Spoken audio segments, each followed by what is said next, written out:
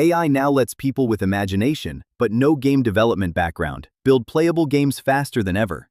But functional does not mean visually compelling. Many AI-made games still use flat materials, generic lighting, and placeholder effects. A magic orb is just a sphere. A laser is a blue rectangle. That is where the stigma of AI slop in gaming arises. Professional studios solve this with years of VFX expertise.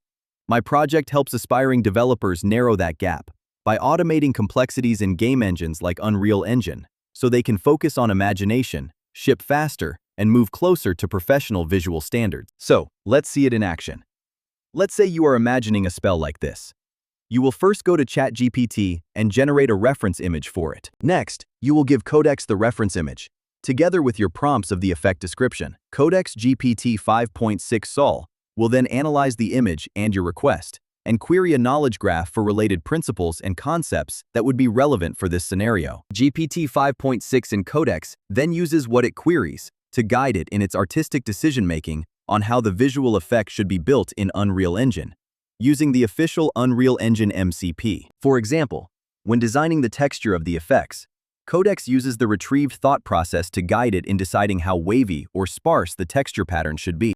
It then uses ImageGen to generate the patterns, which is then imported into Unreal Engine to take effect on the assets. GPT 5.6 in Codex also uses the knowledge to decide on the parameters and the values to set for things like timing, camera movement, particle spawn rate. And here's what we got. Look at the level of details, the electrical filaments, the way they flow in opposite direction, the color shading. These nuances are best achieved by interfacing Codex with Unreal Engine. And notice one thing. The user of the knowledge graph doesn't have to input specific Unreal Engine technical terminologies, like what parameters to use or what values to set, in order to get such details. Only the creative idea is needed. This is because the knowledge graph is already guiding Codex on such specifics, making life for beginners easier. So, here's how the knowledge graph was initialized. GPT 5.6 in Codex iterated many times to create the very first VFX until the desired standards were achieved.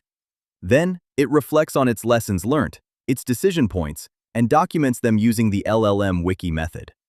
The chunks of Wiki were then indexed into the knowledge graph. So iteratively, as more VFX are created, the knowledge graph would get better and better. Of course, what you see now is not perfect, due to the limited time of build week and usage limits.